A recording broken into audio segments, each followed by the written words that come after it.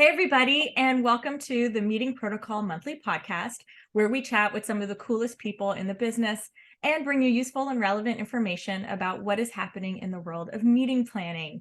I am Dora Figueredo, the head of events and education here at Meeting Protocol, coming to you, as always, from my living room in New Jersey.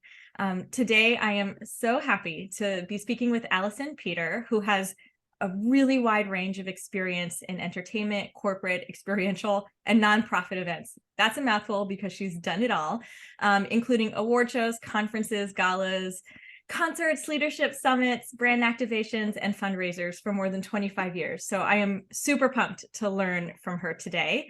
For the last decade, she has owned and run Cassis Productions, a boutique event agency where clients, which include Fortune 500 companies and celebrities, came to her for literally everything, including strategy, branding, creative and design, budgeting, site selection, contract negotiation, vendor management, logistics, media and talent relations, and marketing. So like truly a woman of many, many talents, somebody who can do it all. And so I'm so excited to have you here today, Allison. Tell us where you're joining from today and the quick background of what got you into event planning. Well, thank you so much for having me, Dora. I really appreciate it. Happy Friday, everybody. I am on Zoom from Los Angeles, where it's finally sunny and spring-like, so definitely overdue. And I actually grew up in events, so I've literally been doing this in some way, shape, or form most of my life. My mom had a company that produced events more on the social side than the corporate side. But I used to follow her around and help her set up and, count the number of chairs on the table and go into the venue, and ask for more of X, Y, or Z. And it was really this amazing internship because without realizing it, I learned how to design an event, what kind of partners were necessary, right, for a successful event, things you do to make clients happy, and to have that experience just from a young child of looking at that wow moment, right, that we all get at some point during the event, like, wow, we did this. I feel like without realizing it, my career path was foretold. That's awesome. There's a lot of industries out there that are sort of family industries. Your mom's a lawyer, your dad's a doctor, something engineering. But events isn't usually that type of career path. So I'm really excited that you got to learn firsthand from your mom. Like, do you ever still go to her for advice, or when you were starting up, did you did you guys like talk shop a lot? We did talk shop a lot, as my career has veered more into corporate. I think, a lot of the key elements are similar, but then some of the branches are different, right? So she definitely taught me sort of all of the basics that I needed to know to be a success. And then you know, hope I've made her proud, and I think I have, and sort of being able to build on that and take it, sort of to the next level. I So, love it. yeah. So before starting Cassis, you've spent 15 years as an in-house planner and producer for various companies. At that time, did you ever think that you'd end up running your own successful business? And perhaps so if you had seen your mom run her own business. It was never in my mind to start my own business. I spent almost a decade at iHeartRadio producing all of the corporate meetings and events for them nationwide. I absolutely loved it. I got to produce events in every major city, to do award shows, concerts, leadership summits, uh, fundraisers, big parties. I mean, I loved it. There was no reason to even contemplate starting my own business. But I think after you've been in this business for a certain amount of time and you've gained a lot of the experience you can gain, I was very fortunate. I got to learn how to up my game every year on someone else's budgets, right? So how do we do everything bigger, better, in what city? One year something was in Dallas, then it would go to New York. So I got to learn all of that, while being paid for it, right? For the privilege of spending someone else's money and designing these incredible experiences for people who are really hard to impress. But at a certain point, when you've done that multiple times, you want something different and perhaps a little more freedom. And after, I would say, about 8.5 years, we'll talk about sort of what launched my business later. But I think after you do the same thing over and over and over again. Eventually you need, a new experience and a new challenge. And I think most folks sort of at that mid-career point find themselves topped out of corporate after having done it for so long. That makes sense. When you started at iHeartRadio, did you come in like entry level and then over the course of time you just kept getting promoted, or was there just like sort of one level that you just kept growing in without maybe a whole lot of change in title or team? Sure. So corporate is notorious for a lot of change without too much of a title change. I actually came in at a director level, and I joined the company through one of their subsidiaries, the company that produces all of their syndicated programming, which is programming that's heard in every market around the country.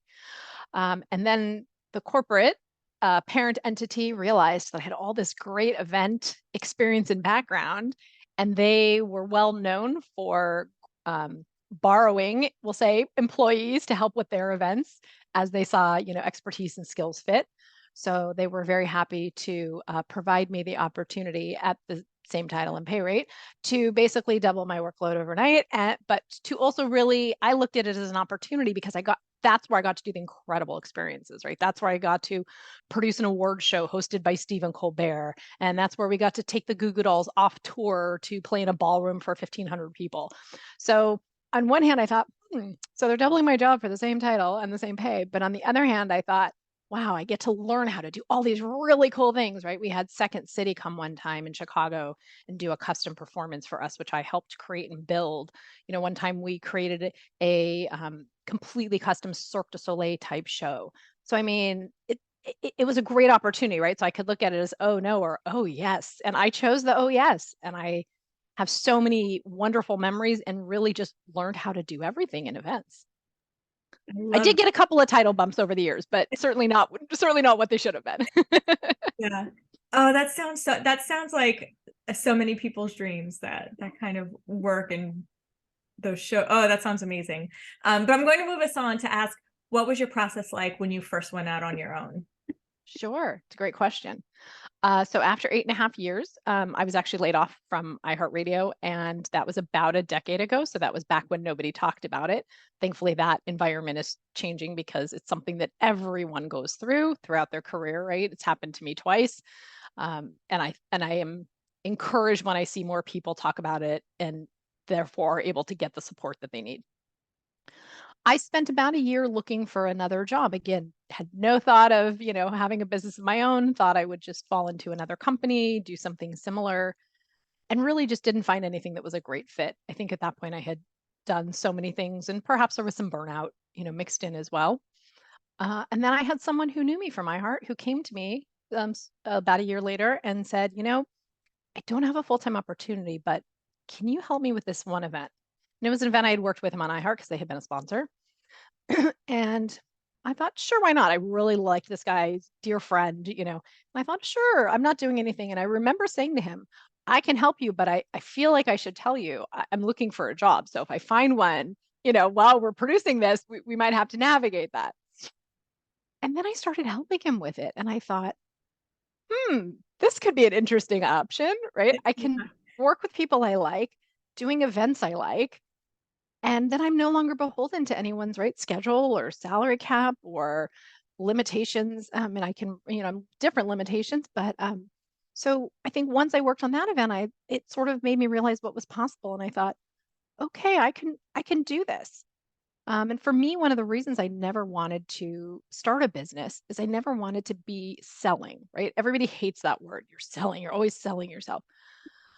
But what I finally realized when I worked on this first event and therefore now, almost a decade later, it's not about selling, but it's about engaging with people in your network in your world who know that you are awesome at what you do because chances are they have a need for someone like you to help them solve a challenge, right? So it's not about selling, it's about being in the space and reminding people that you're there. Pretty much all of my business comes from referrals. But so once I had that mind flip and had this great experience, and I was like, okay, I can see a way forward to do this and have not looked back. I love, love the way you put that. It's so beautiful, so true. I spent a short time as an independent planner on my own as well. And I like always feared the like having to go out and sell myself and like try to get more clients. And probably if I had had a mindset like that, it wouldn't have felt so daunting, and it felt like grind almost. So that's such a beautiful way of saying it. Thank you. I'm definitely going to quote you on that later. Please. Um, did you ever feel like you could fill a gap in the industry that wasn't being filled by others, or was it really just you seeing a need for people that you knew? You're like, hey, I'm here if you need me, and that's where you could step in. I think once I started down this path, I don't think I'm so amazing that I'm going to fill some grand need. I feel like the good news is there's a million event producers, right? The challenge is there's a million event producers. So, kudos to those who say, I'm going to start something new and fill this missing gap in the industry. I Yeah. don't know what that is, but I applaud them and support them in that. I think for me, I think what I did realize once I started this is that there's so much event business, right? And we were talking a little beforehand. There's so many different types of events and ways to do events and ways to support and be a part of the industry that there's always this opportunity for more people who are good at what they do to come in and to, produce these events, right? Whether it's as a vendor, as that center cog in the wheel, as an experiential agency.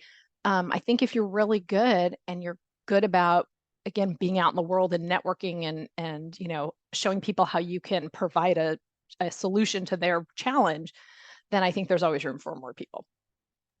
I love that. That's great. Um, I found so I spent the first portion of my events career working specifically at textbook trade shows. And I didn't really know what else was out there. And then I spent the next 8-ish years of my career working at a nonprofit, planning their like internal conferences. So they had a network around the world of like partner organizations, and everything that we did was specifically for those partner organizations. So I didn't step foot on a trade show floor for many years during that time. And when I left that role, I thought, what else is out there? And so it sounds like you get the opportunity to like truly live everything else that's out there. And so I would actually love to hear a little bit about your professional development journey. So obviously you did so much at iHeart, and now you've done so much with Cassis. And so how, other than like boots on the ground, or like reading event news online or something, like how did you learn about what was out there, what you could do better? How did you connect with other event planners to help build yourself and your business? Sure. I think boots on the ground is super important, right? I think, especially when you are starting out, be a part of any event that will have you and pay you a reasonable wage, I will say. um, that's a conversation probably for another podcast. But I think it's really about trial and error. Early on in my career, I mean, I did do some social events for a while. I realized this was not something I could see myself doing for 20 years. I spent about 4 months working for someone who owned a restaurant group on the venue side. Realized I hated that. So, I mean, I think the real way to do it is trial and error. If something looks interesting, the lower risk way to do it is to see, can you help for one event in an area that looks interesting, right? Maybe a little more risk, but nothing tragic, right? Is to maybe try a job in that side of the industry. If you hate it, you quit. If you have a one-off, then you only have to finish out that one job, and then you kind of check that box and say, okay, I don't like that part of the industry. But what I found for me is I love being that sort of center cog in the wheel, which is why here at Cassis, we are an event production agency, because we like having our hands in everything related to the event success and the outcome. And that's where we really succeed in helping clients develop the strategy, develop the creative, what's the flow of the event? How does it align with your goals? Because obviously people these days aren't just spending money to spend money. And what does that look like? And then when we are done and we've worked with clients for weeks and worked through all the challenges, stand in the back of the room for that 30 seconds right before someone calls you on your comms, and you go, gosh, look at what we did together. And it's a big together, right? There's lots of vendor partners, and obviously you're following your client's direction. But for me, that's the part of the industry that I thrive in. Okay. Well, first, I want to actually apologize because I said the name of your company wrong twice. So I'm Oh, really it's sorry okay. about That's that. okay. Everybody does it. It is cassis is a French berry. And I have had a deep love of everything French since about the 8th grade. So when I had to finally pick a company name, it seemed like an easy fit. I love it. Is the color that purple color? For those of you watching this on YouTube and not on Spotify, you'll see that she has a purple background. Is that the color of the cassis berry? That's a little bit deeper, but it is in sort of that rich purple berry family. And by the way, if you take some creme de cassis and you mix it with champagne, it makes a delicious drink. Lovely. Thank you. Just saying, little drink tips. It's called the Cure Royale. It's fantastic. That's great. There's a lot of learning on this podcast always. I love it. I would love to know what your team looks like at Cassis and what did building your team look like? Because obviously you started by yourself, but I imagine you can't do everything by yourself anymore.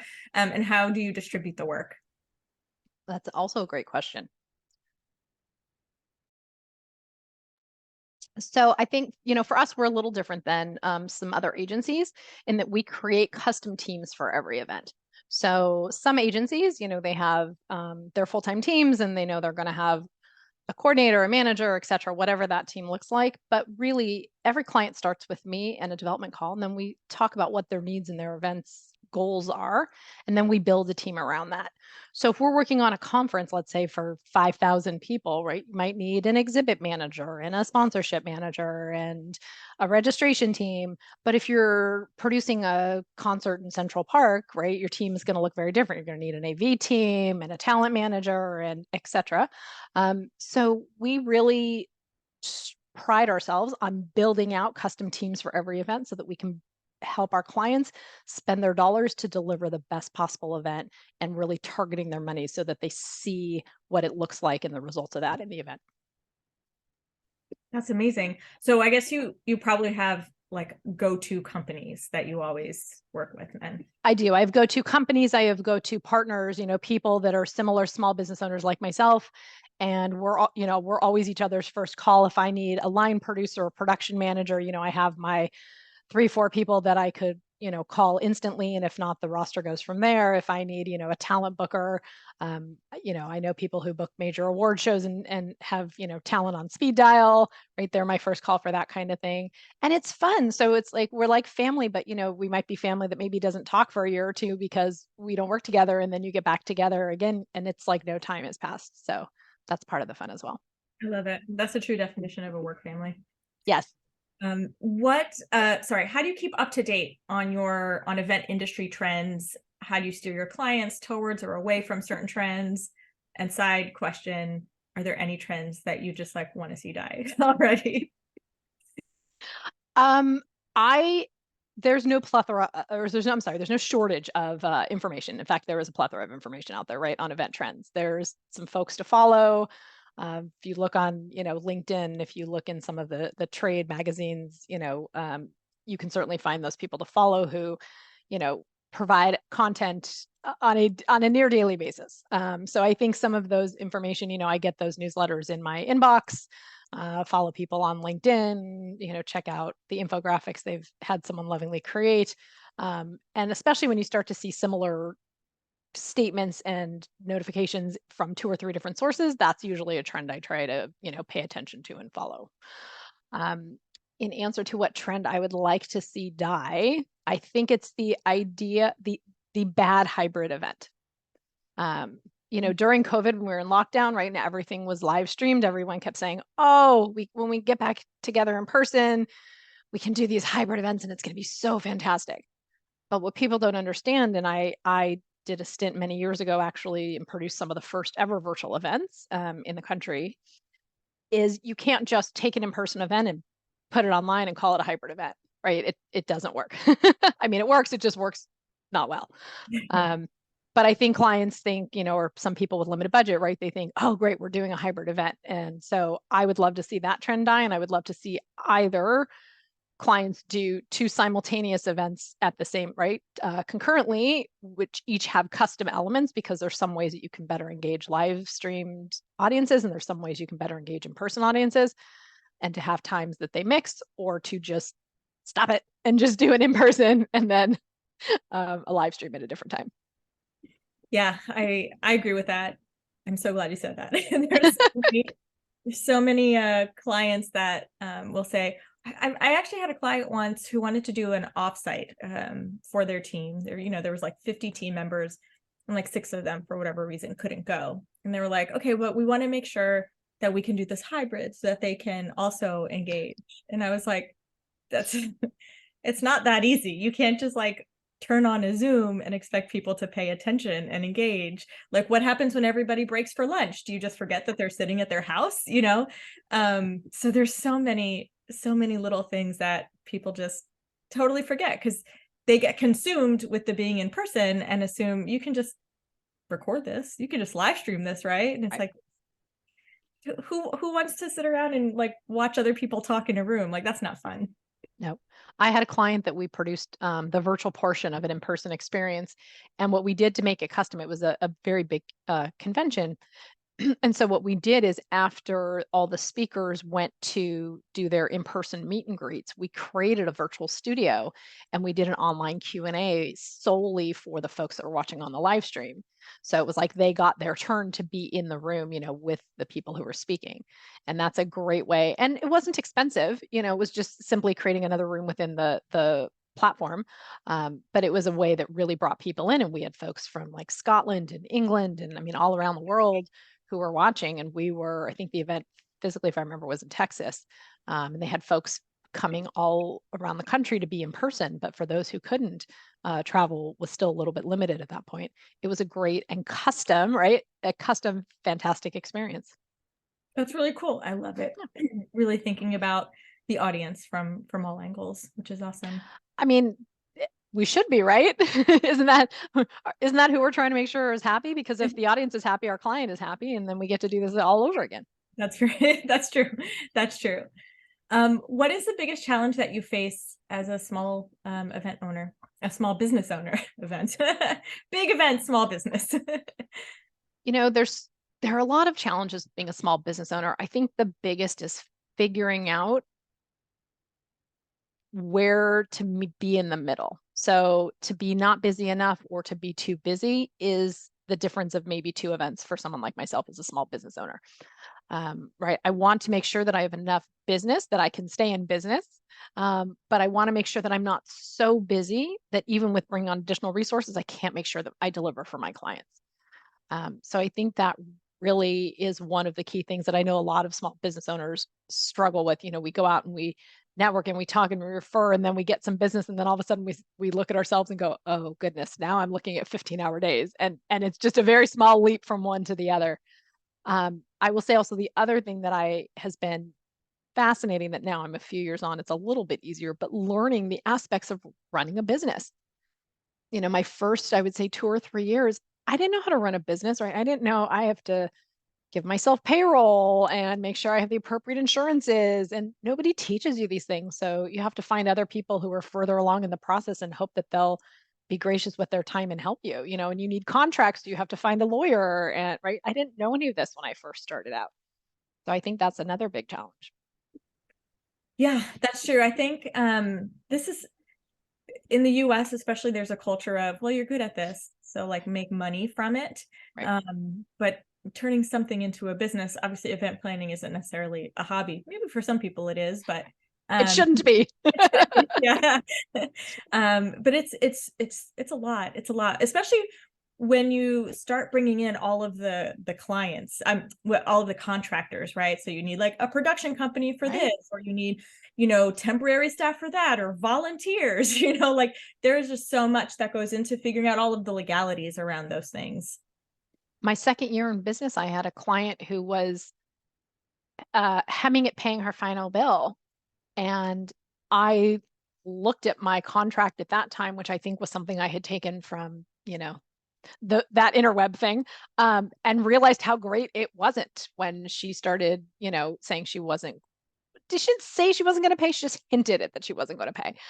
She also had a reputation for it. So thankfully, I was able to successfully navigate that. I owed her some documents, and in this day and time before Google Drive, I was simply able to remind her that they were too large to email, and I was certainly happy to bring them to her on a thumb drive and collect my final check while I was there. But it also, again, made me realize that, right, if I'm really going to do this as a business, I have to make sure that I'm protected so that when there are things like cancellations, challenging clients, a million things, right? If something happens on site, who's legally responsible? That if I'm going to do this, you can't just, oh, you're good at events, let's do this, because something's gonna happen that's going to mess all that up.